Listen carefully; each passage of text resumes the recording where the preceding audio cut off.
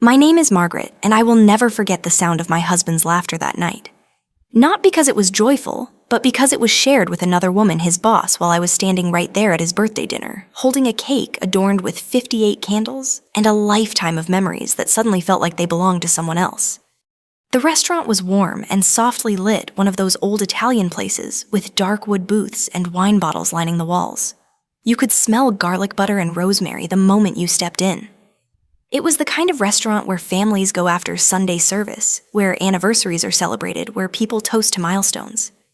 I had chosen it because I thought it would be special for him, comfortable, familiar, safe. I had no idea I was walking straight into the quiet shattering of a 32-year marriage. They were sitting too close in the corner of the long table. My husband Charles and his boss Evelyn. I'd met her before. She was polished in a way that spoke of inherited class, not effort. Platinum watch pearls blazer tailored to perfection. The kind of woman who speaks softly and still takes up the whole room. She was nearly 60 and beautiful in that seasoned, sharpened way that wealth sometimes makes a person. I used to admire it. But that night when I saw her hand resting lightly over my husband's, I didn't feel admiration. I felt understanding. An understanding that settled deep, heavy, but strangely calm. The chatter around the table blurred. His coworkers clinking glasses, his mother laughing too loudly, his sister talking about her new cruise plans. And then his mother leaned toward me. She had always held herself with an air of superiority, even when the family had nothing. Chin up, brows arched, as if she'd stepped out of some grand ballroom instead of the fabric store where she had worked for 40 years. She smelled of gardenia perfume, the same one she'd worn since I met her in 1991. She whispered almost kindly, like sharing a secret between women. "They look beautiful together, don't they? You understand what I'm saying, right?" Her words didn't stab, they simply confirmed. They confirmed what I had already known for weeks, maybe for months. I didn't cry, I didn't tremble, I didn't speak. I simply smiled. A small smile, polite, measured, the kind of smile you give when accepting condolences. I set the cake down gently and took my seat with quiet grace. And while they laughed, my husband and his boss leaning shoulder to shoulder, I reached into my purse and removed the envelope. White, plain, heavy. It was not dramatic, not theatrical. There was no gasp, no sudden silence. I simply slid it across the table to him like it was a birthday card. He looked confused at first, smiling in that charming way I once loved. Then he opened it. Inside were divorce papers. Already signed on my side, already filed, already notarized. The date of separation effective today. And attached something far more devastating than divorce. A financial report, a timeline of the affair, a witness statement from his boss's former assistant, and a prepared complaint for workplace misconduct ready to be submitted to his company's board. His face changed slowly. Confusion softened to understanding. Understanding sharpened to fear, and fear collapsed into raw panic. He whispered my name like a plea, like he was drowning and needed air. I stood.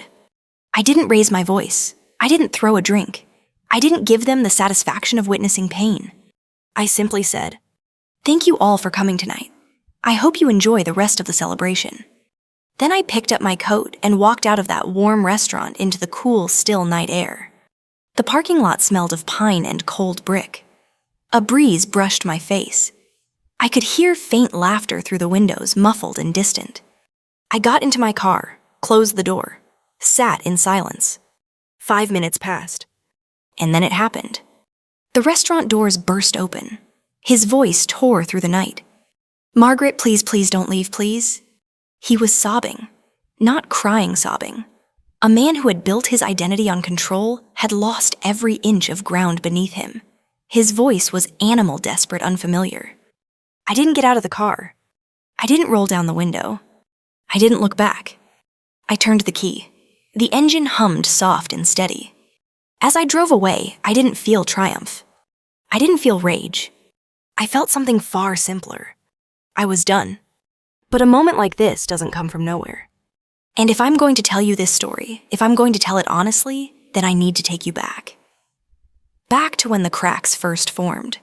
Back to the quiet betrayals that came long before the affair. Because marriages don't break in one night. They erode. And mine had been eroding for a very, very long time. I didn't marry a bad man. I need to say that first because stories like this are too easily flattened into heroes and villains, saints and snakes. Life isn't built that simply. I married a man who once upon a time brought me flowers he couldn't afford, who used to dance with me in the kitchen to the radio barefoot, the way young love makes ordinary things feel sacred. I married someone who held my hand at my father's funeral, someone who kissed me through the flu and the layoff we survived, and the lean years where we counted every grocery receipt twice. That's where stories like this get tangled. You don't lose something you never loved. Charles and I built a life the way most American couples of our generation did, slowly, practically sometimes clumsily. We bought a modest 3-bedroom ranch house with beige siding and a lawn he swore he'd keep green, though it mostly turned yellow every August. We raised 2 children in that house. We painted the nursery yellow for our daughter because we didn't have the ultrasound results yet. And I remember thinking how bright and hopeful that shade was on the walls. We lived a life, a real one, a shared one. But marriages don't fall apart all at once. They loosen, they fray. I started noticing the small things first. Not the cliché lipstick on a collar things, not perfume or late-night texts followed by excuses. No, Charles was more careful than that. Or maybe he was more cowardly. The first change was silence. The kind that settles in the kitchen while 2 people drink coffee and say nothing, even though they used to talk about everything. The way he started sitting in the living room at night, watching news broadcasts, with the volume just a little too loud instead of sitting beside me on the couch like he used to. The way he started eating meals with his shoulders slightly turned away from me, like his body already knew something his mind refused to admit. Then came the gym membership, at 54, to stay in shape for work events. Now men can decide to take care of themselves at any age, and that's a good thing. But it wasn't the exercise. It was the urgency. The sudden purchase of fitted shirts. The new cologne that cost more than any cologne he'd worn in the 30 years I knew him. The way he started tucking in his shirt differently, standing differently, speaking differently, voice smooth, confident, practiced. He began traveling more. Conferences, board meetings, networking dinners. I never demanded details. Not because I was naive, but because I have never believed in chasing someone who intends to walk away. Then his mother started calling more frequently. She never liked me, not truly. I was too quiet, too sensible, too aged by responsibility, as though motherhood wasn't supposed to age you. She liked women who performed femininity, like theater soft voices, big jewelry laughter that floated like perfume. And she adored Evelyn, his boss. Such a refined woman, she'd say. So poised, so successful. The first time she said, she's the kind of woman who elevates the man beside her, I felt something inside me shift. Not break, just shift. I remember sitting on the porch one evening, watching the light fade behind the maple tree across the street. The neighborhood kids were riding scooters, and the sprinklers were ticking rhythmically. Normal life. And yet, inside me, a quiet certainty formed. He was gone long before he physically left. But I didn't confront him. I didn't scream. I didn't ask who or why or when. Because I knew that anger would give him something.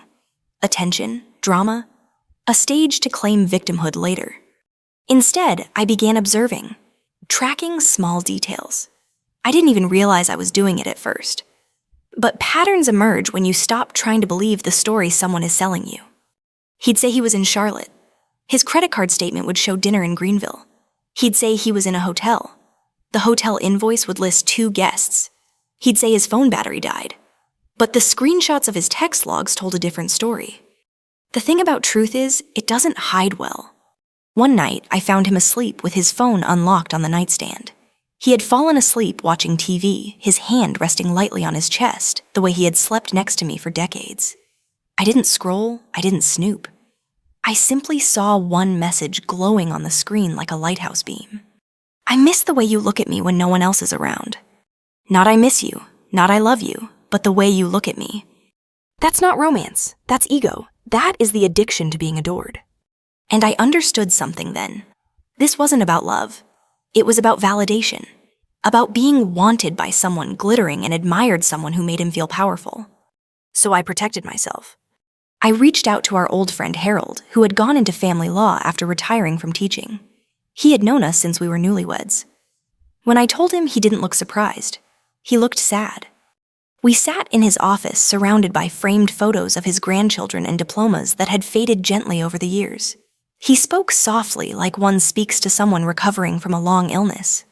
"We're going to do this the right way. The quiet way, the dignified way." That was when the slow work began. The invisible work, the gathering, the preparing. The steady reclaiming of my life while he was too busy chasing someone else's reflection to notice. Looking back, I don't think Charles meant to hurt me. But he did. Because he didn't look for me anymore. And a marriage cannot survive being unseen. What happened at the birthday dinner wasn't sudden. It was simply the moment the truth was finally spoken aloud. When people tell stories about betrayal, they often imagine the moment of discovery as loud doors slammed, voices raised, accusations hurled. But real betrayal, the kind that grows slowly inside a married home, is quieter than that. It is the sound of someone turning away in the dark. It is the small space between two bodies lying in the same bed. It is the way a fork touches a plate at dinner too softly.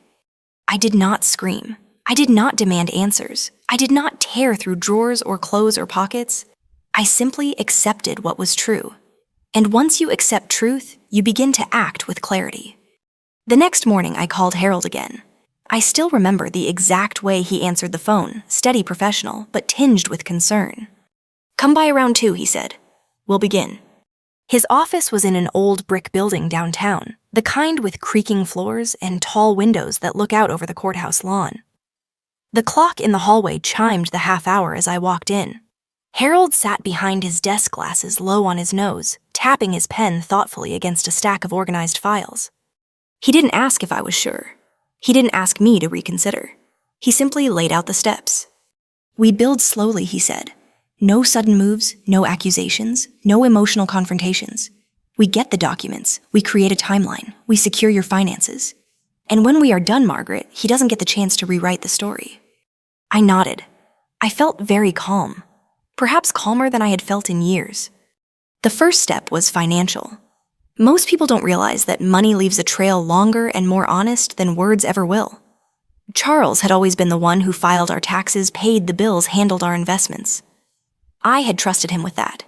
Trust is a beautiful thing until the day it becomes a weakness someone exploits. Harold guided me through accessing account records, shared accounts first, then retirement portfolios, then employer-based investment programs. We downloaded statements, highlighted transfers, noted dates. There were no dramatic discoveries, no secret offshore accounts, no hotel charges under fake names. It was simpler dinners billed to the company that weren't work-related. Airline tickets purchased for 2 under his corporate travel allowance. Luxury lunches at a private golf club neither of us belonged to. These things alone did not break a marriage, but they painted a story, a believable one. The second step was documenting the affair itself, not just emotionally, but legally. Because truth to matter has to be verifiable. This part did not involve invading privacy. I didn't hack his phone. I didn't read private journals. Instead, I gathered what was left in plain sight. Photos from corporate charity galas where they stood closer than coworkers stand. His calendar entries that matched hotel reservation records. Text messages that came through our phone bill recorded not the content, but the frequency and timestamps. The pattern spoke clearly. But the final piece came from someone unexpected. Her name was Allison. She had been Evelyn's assistant, bright, polite, and 15 years younger than either of them. I remembered seeing her once or twice at work, events always kind, always observant. Harold encouraged me to reach out, not to ask for gossip, but to ask for clarity. We met in a quiet cafe on Main Street, the one with mismatched mugs and soft jazz playing from a speaker near the pastry case. She stirred honey into her tea with slow, careful movements. When she finally spoke, her voice was gentle but firm. "I don't want to hurt anyone," she said, "but I also believe in truth." She told me what I already knew, but hearing it made it real in a way documentation never could. It had started slowly. Business dinners, project planning, late-night calls. It had grown into something physical. But the real betrayal wasn't the affair. It was the way Evelyn spoke about it, as though it were a project. Something strategic, something she believed she had earned. She called it conquering, Allison said, looking away ashamed on someone else's behalf. That was the moment something inside me hardened not with anger, but with finality. The affair wasn't romantic, it wasn't tragic, it wasn't impulsive. It was opportunistic, and my husband had chosen to be conquered. Allison agreed to write a statement, not dramatic, not emotional, simply factual. Dates, times, observations. Enough to be credible. Enough to protect me. Enough to strip away any possible denial. Harold took all of it and assembled the envelope. Thick, heavy, professional. There was no flourish, no exaggeration. It was precise. Inside, he placed the divorce petition already signed by me. A fair and equal division of assets. Documentation of the affair tied directly to professional misconduct. And instructions for immediate separation. There was no vengeance in the papers. No punishment. Just truth. Truth is a clean blade. It cuts once and then it's done. For weeks, I carried the envelope in my purse. Not because I planned to use it quickly, but because the moment had to be right. Revenge, if one insists on calling it that, is not effective when rushed. It must be timed. I waited. I waited while he came home late. I waited while he rehearsed excuses I didn't challenge. I waited while he asked me why I was so quiet lately. I waited while he kissed me on the cheek like a brother greeting a sister. I waited until a moment so public, so casual, so ordinary that no one could rewrite it later. His birthday dinner, where his mother whispered poison sweet as frosting, where they thought I would crumble quietly, where they believed I still needed them. But I had already left him emotionally. The envelope simply signed the paperwork on a departure long underway. Preparing wasn't dramatic. Preparing was dignified. Preparing was reclaiming myself. And that is why when I handed him that envelope, I did not tremble. I was already gone. The night of the party felt strangely ordinary at first. The sky was clear, a late spring blue that softened into gold as the sun lowered over the neighborhood. I remember standing at the kitchen counter, tying a ribbon around the bakery box that held his cake. It was chocolate with cream frosting, his favorite, since the first birthday I celebrated with him, when we were both too young and too broke to buy anything more special than a grocery store sheet cake. Funny how traditions hold, even when love does not. I placed the cake gently in the passenger seat and drove to the restaurant. The radio played softly, one of those oldies stations that never changed, always promising the comfort of familiar songs. I wasn't trembling. I wasn't rehearsing what I would say. The decision had already been made. I was simply carrying it out. When I walked into the restaurant, the scene was already in motion. The long wooden table was half filled, people laughing, wine glasses clinking, the warm glow of the hanging lights casting everything in soft amber. I could have been a guest in anyone's celebration. Charles saw me first. He smiled wide, that smile that once used to make me feel chosen. Now it just felt practiced. He stood and came around the table to take the cake from my hands, kissing me lightly on the cheek. The kind of kiss you give out of habit. His mother, Margaret Sr., though she insisted everyone call her Marge, waved me over and patted the seat beside her. I sat. She smelled of gardenia like always. Her jewelry clinked softly as she leaned in and took my hand in hers. "You look tired," she said, but not with concern, with judgment. I just smiled politely. Then Evelyn entered. She arrived late, deliberately late, the kind of entrance a person makes when they know they will be noticed. She wore deep navy pearls and confidence. I watched her walk toward the table, watched my husband's posture change shoulders, pulling back jaw-tightening eyes, brightening in a way he had not looked at me for years, not because of beauty, but because desire is often about being reflected, admired, seen. And she made him feel seen. She took the seat next to him, too close. Their shoulders brushed when they leaned forward to speak. Their fingers lingered near each other's wine glasses. Maybe the others didn't notice. Or maybe they pretended not to. The world is full of people who look away when truth walks into the room. The conversation rose and fell around me like waves, meaningless chatter about work, upcoming summer travel plans, new patio renovations, cholesterol medication adjustments. I remember thinking how astonishing it was that life could appear so normal while something so monumental was happening inside my chest. Then came the whisper. His mother leaned in her lips, nearly brushing my ear. Her voice was soft, sweetened like a compliment, but shaped like a blade. "They look beautiful together, don't they?" You understand what I'm saying, right? A better match. I didn't respond immediately. I let her words settle. Let her believe she had delivered something clever. Let her feel powerful. Then I turned my head slowly to look at her. And I smiled. Not a forced smile, not a wounded smile. A knowing smile. The kind that says I already left this room emotionally, and you don't even know it. I could see the confusion flicker across her face, just for a second. Then I reached into my purse. The envelope felt cool between my fingers, smooth, heavy. I placed it in front of Charles with gentle clarity, as if handing him the check at the end of a meal. He blinked. He looked at me, searching for context, for instruction. "Just open it," I said quietly. He did. He pulled out the documents one sheet at a time, the sound of paper sliding against itself, startlingly loud in the soft-lit room. His expression shifted in stages: confusion to disbelief to panic. His breath caught. His eyes darted to Evelyn, then to his mother, then back to me. "Margaret, what is this?" he whispered. His voice was small, frightened, like a child who had been caught doing something unforgivable. I didn't answer. He flipped another page. The affidavits, the timeline, the board complaint. His hand shook. Then Evelyn reached for the papers. He pulled them away. Too late.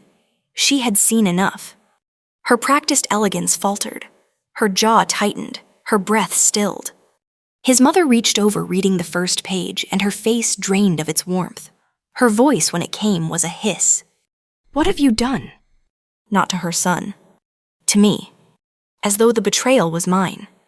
I stood, slowly, without rush. "I didn't do anything," I said. "I just stopped pretending." The table fell silent. Forks paused. Conversations halted. The air itself seemed to hold its breath. I picked up my purse, slipped my coat over my arm, smoothed the fabric of my blouse, and I said, "Thank you all for coming tonight. Enjoy the rest of the celebration." Then I walked out. No tears, no shaking, no looking back. The night air was crisp and the sky was deepening into dusk. Cars drove by, laughter spilled from the restaurant patio. The world didn't know it had changed, but I did. I sat in my car, folded my hands in my lap, and breathed. 5 minutes later, the restaurant doors burst open. Charles stumbled out, voice cracking, choking, pleading. "Please, Margaret, please don't go. Please, please." I didn't move. I didn't speak. I started the engine. As I pulled away, I saw him in the rearview mirror, knees buckling, hands to his face. Some people think revenge is about destruction. But the most powerful revenge is simply leaving. Leaving with dignity. Leaving on your terms. Leaving when the other person realizes what they have lost and cannot get back. I drove home alone, and the silence felt like freedom. The collapse didn't happen all at once. It rarely does. Public scenes make for dramatic stories, but real consequences unfold slowly, like a structure that has been rotting from the inside for years and finally begins to crumble under its own weight. After the birthday dinner, I didn't go home. I drove to my sister's house, Ruth. She lived about 20 minutes away, in a quiet cul-de-sac lined with maple trees and carefully trimmed hedges. Her porch light was always on after sunset, not because she was waiting for someone, but because she believed a home should always look welcoming. That night, when she opened the door and saw me standing there with my coat still draped over my arm, she didn't ask questions. She just pulled me in and wrapped her arms around me. We sat in her living room. The lamp in the corner cast a soft, warm glow, the same one that had for years illuminated Christmas stockings, late-night card games, and sleepy cups of tea. I told her everything, not dramatically, not rushed, but simply factually. Ruth listened, her face calm, her hands folded in her lap. She had always been the quiet strength in our family. When I finished, she exhaled slowly and said, "You did the right thing. You did it the right way." I slept in her guest room that night under a quilt our mother had sewn decades ago. I don't remember dreaming. I just remember the extraordinary lightness in my chest, as though I had been carrying a weight for years and only then realized I could put it down. The next morning, my phone had 13 missed calls and 7 voicemails from Charles. I didn't listen to them. I deleted them without opening. Listening would have made me responsible for his pain, and I was no longer responsible for managing his emotions. By noon, his tone had changed from begging to bargaining. He texted, Can we talk, please? Just talk. I did not respond. By evening, the tone shifted again from bargaining to anger. I can't believe you would humiliate me like that.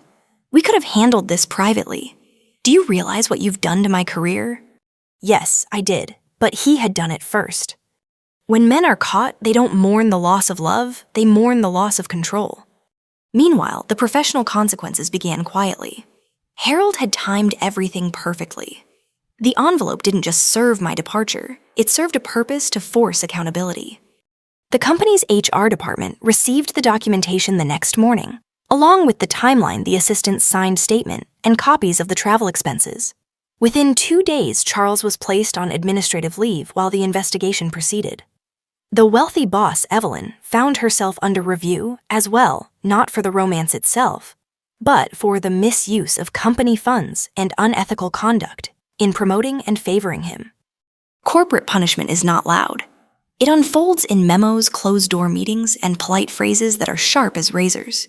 Temporary leave pending further evaluation, reputational risk, breach of fiduciary expectation, potential conflict of interest. Meanwhile, his mother called me. Her voice was shaky, not with regret, but with desperation. Margaret, you didn't have to do this. Families stay together. Women work through these things. I let her finish before I said calmly, You taught him those rules, not me. She hung up. Days passed, then a week. Charles finally requested a meeting through Harold. A neutral location. A quiet office conference room with glass walls and a fake plant in the corner. He looked smaller than I remembered. Not physically, emotionally. Shoulders drawn inward, eyes tired. He had lost something he had taken for granted, the steadiness of being chosen. He tried to speak, tried to explain, tried to arrange excuses into something that resembled a narrative. I didn't mean for it to happen. I felt unseen. I didn't know how to talk to you. It just happened. I listened, quietly, without reacting. When he finished, he looked at me with an expression I hadn't seen before. Recognition, not of me, but of the truth. He finally saw that I had loved him quietly, faithfully, steadily, and he had mistaken that steadiness for something guaranteed. I said simply, I forgive you. He looked startled. He hadn't earned forgiveness, he knew that. But forgiveness wasn't for him. Forgiveness was letting myself close the door without locking it from the inside. But I continued, forgiveness doesn't mean return. His face broke slowly like something fragile cracking from the center. He whispered, I never thought you would leave. I nodded. That was your mistake. The legal process moved forward without spectacle. The divorce was finalized in under 3 months, cleanly, fairly, no dramatic arguments over furniture or sentimental objects. I took the house, he took his car. The retirement accounts were split. Our children, grown and independent, supported me quietly without needing to take sides. They had seen the erosion too. As for Evelyn, her downfall was not theatrical. She wasn't fired immediately. Wealth and influence cushioned the fall, but she was quietly removed from public-facing roles. Invitations to speak at conferences evaporated. Committees restructured without her. Privilege can delay consequences, but it cannot delete them. And Charles found himself adrift not just without his job, but without his reflection. He had defined himself through how someone else looked at him. And now there was no gaze to hold him steady. I did not hate him, but I no longer loved him either. What remained was something like sorrow, but gentler. Time passed. Seasons changed. One afternoon months later, I saw him in the grocery store standing in front of the apples. He looked older, not in his face, but in his posture. He saw me. He didn't approach. He didn't speak. He simply nodded. A small, quiet nod that carried every unspoken apology. I nodded back. Not warmly, not coldly, just truthfully. The collapse was complete. And life continued. House felt different once he was gone. Not empty, just quiet in a way that felt neither lonely nor comforting at first, but simply unfamiliar. I would walk through the living room in the early mornings, when the sun comes in low and golden through the east-facing window, and I would stand there for a moment, hands wrapped around a warm mug of tea, listening to the hum of the refrigerator and the distant call of mourning doves outside. It was the kind of quiet you have to learn how to live in. For decades, my life had been arranged around someone else's schedule. His business trips, his preferences, his moods. I learned to anticipate before being asked. It happens to many marriages. One person expands, and the other person adjusts their shape around them. You don't realize you've made yourself smaller until the space you once filled opens back up. So at first, I didn't rush to fill it. I took my mornings slowly. I cleaned the house not out of resentment or ritual, but to make it mine again. I donated old clothes, old keepsakes, old habits. I rearranged the living room furniture, not drastically, just enough to make the space feel like it had turned a page. I planted herbs in the kitchen window, basil, rosemary, mint. Just small things, but fragrant, alive, and forgiving to beginners. Then I started going for walks again. Long ones without purpose or timeline. Past the elementary school where my children once learned spelling and fractions. Past the park where we used to bring picnic blankets and plastic containers of pasta salad. Past the library where I had once spent Saturday mornings reading to toddlers during story hour, back when time felt abundant and my body felt strong. Life hadn't ended. It had just rearranged itself. One Thursday afternoon, I stopped at that same library. The building was still the same, the brick facade, the steps worn smooth by decades of feet, the quiet hush that always greeted you past the threshold. I walked inside and felt something loosen in my chest, a sense of home that had been waiting for me to return. I didn't go there with a purpose, but life has a way of opening doors when you are ready to walk through them. A volunteer coordinator, a lovely woman named Dorothy with silver hair pinned into a bun, noticed me standing near the community board. "We're always looking for helpers for the literacy program," she said gently. "You have the kind of face that children would trust." I laughed softly. I hadn't thought about my face that way in years. So I signed up. Just one afternoon a week at first. Helping older kids with reading comprehension, helping younger ones sound out vowels, helping teenagers write personal statements for college applications. And somewhere in those small moments, listening to stumbling voices gain confidence, I began to feel something I hadn't felt in a long time. Myself. Not the wife, not the wronged woman, not the quiet one who endured. Just me. Meanwhile, word of what happened between Charles and Evelyn made its way through social circles, not through me, because I did not speak of it, but through the natural way truth circulates when people try too hard to hide it. No one confronted me. No one asked directly, but I noticed subtle shifts.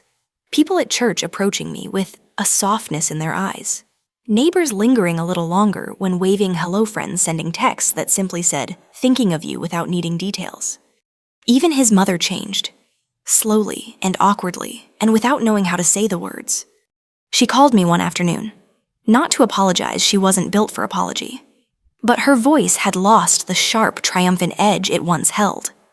"I'm getting older, Margaret," she said. "It's harder to get up the stairs these days." I understood what she was really saying. I told her I could help her find a caretaker. Someone kind, someone patient, someone who would meet her needs. I didn't say I'll take care of you. That would have been dishonest. The wound between us was real, and forgiveness does not require return to closeness. But compassion does not require forgetting. She seemed relieved, and grateful, and quiet. That was enough.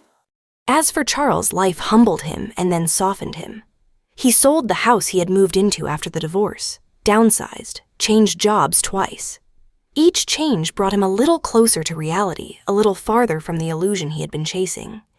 We didn't speak often, not because we were enemies, but because we were finished.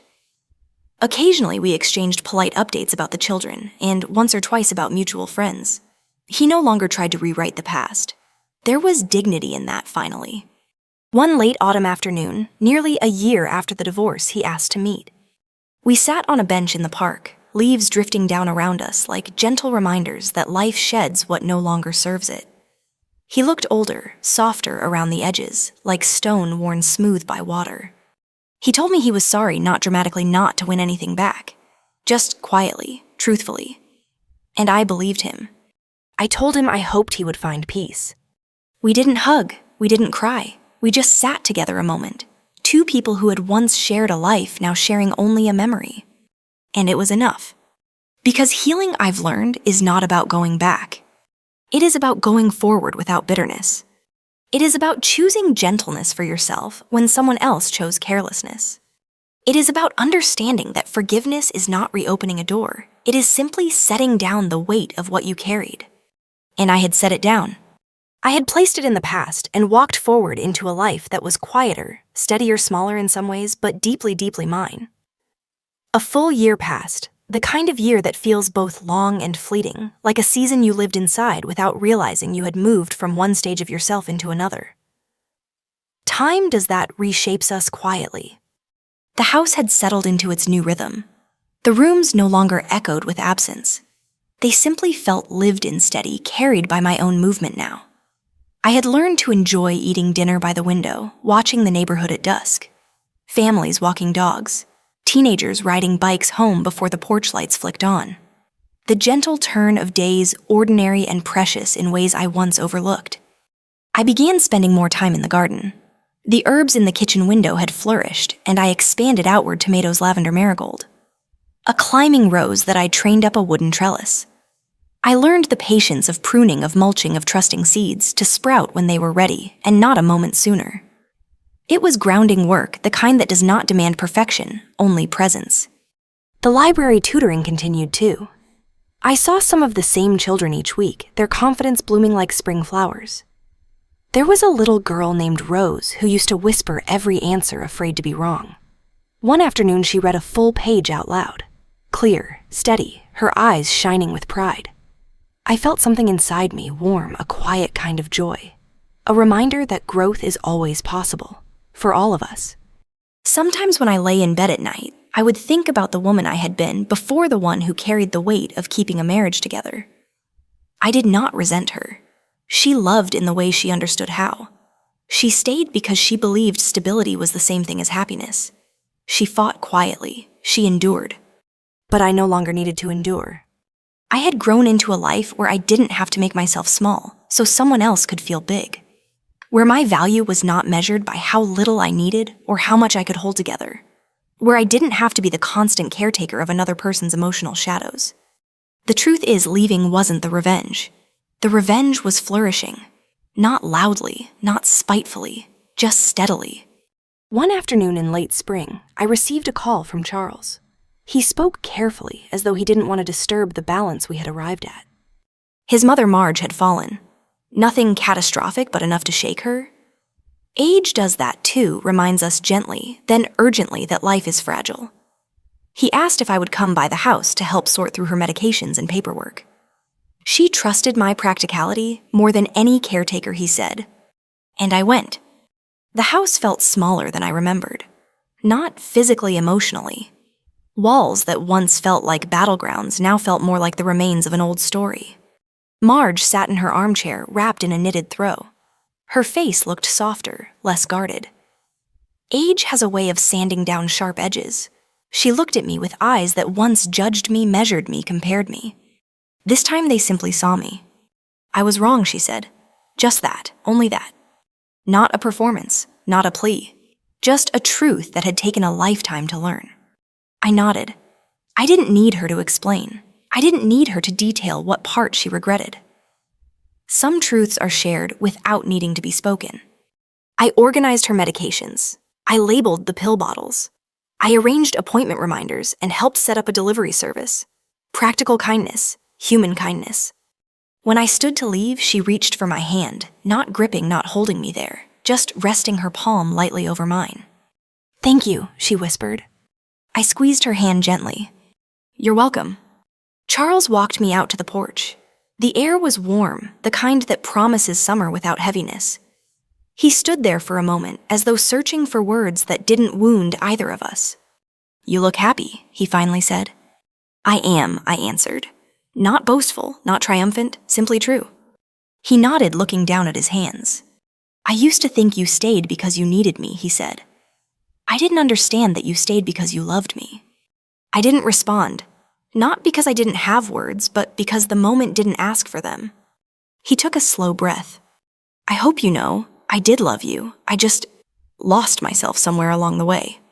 I looked at him, and I saw not the man who betrayed me, not the man who begged in a parking lot, not the man who crumbled when his world collapsed. I saw the young man he had once been the one who danced with me in kitchens and laughed under streetlights and believed life would always be simpler than it turned out to be. And I felt something like peace. I know, I said. We didn't hug, we didn't cry. We simply shared a moment of mutual understanding, an ending without bitterness. I walked to my car. The gardenias were blooming along the fence line. The sky was wide and open. As I drove home, I realized something important. The story was not about betrayal, nor revenge, nor loss. It was about choosing myself and doing it with grace. It was about learning that love does not justify self-erasure. That loyalty without reciprocity is not devotion, it is abandonment of self. That forgiveness is not returning, it is releasing. And that starting over is not a failure. It is a continuation of who we have always been becoming. If you are listening to this and carrying something heavy pain betrayal, loneliness, confusion, I want to say this gently from one human heart to another. You deserve a life where you are seen, where your voice echoes inside your own home, where your love is reciprocated, not just received. If this story meant something to you, if it made you feel understood, if it reminded you of your own strength, then stay with me. There are more stories to tell, more hearts to soothe, more quiet victories to witness. You're not alone.